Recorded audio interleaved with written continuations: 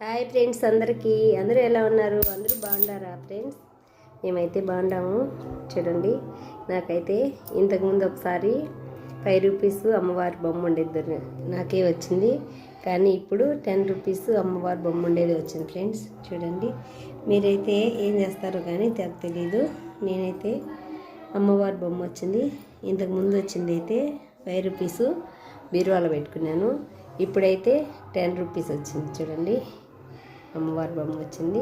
నా దగ్గర ఇప్పుడు 4 ఉన్నాయి ఫ్రెండ్స్. ఈ మాదిరి కాయిన్స్ అమ్మవారి బొమ్మలు వచ్చినాయి.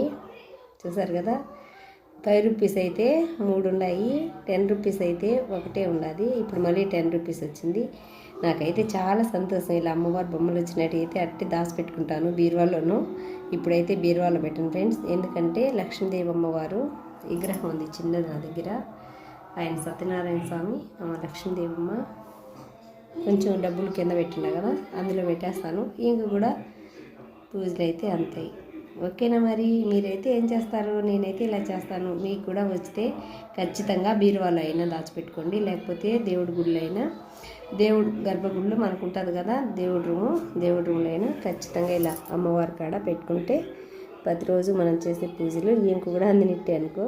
చూడండి, అందరికీ రావు కదా ఫ్రెండ్స్ అలాంటి కాయిన్స్. దుర్గామాత నాకైతే 10 రూపీస్ ఈరోజు దొరికింది. చాలా హ్యాపీగా ఉంది.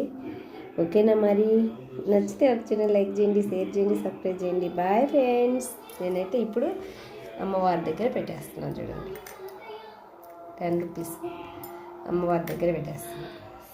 అమ్మవారి దగ్గర పెట్టేసిన రోజు ధూప నైవేద్యాలు ఆంకు కూడా మనం పూజ చేసినప్పుడల్లా అయిపోతుంది. బాయ్.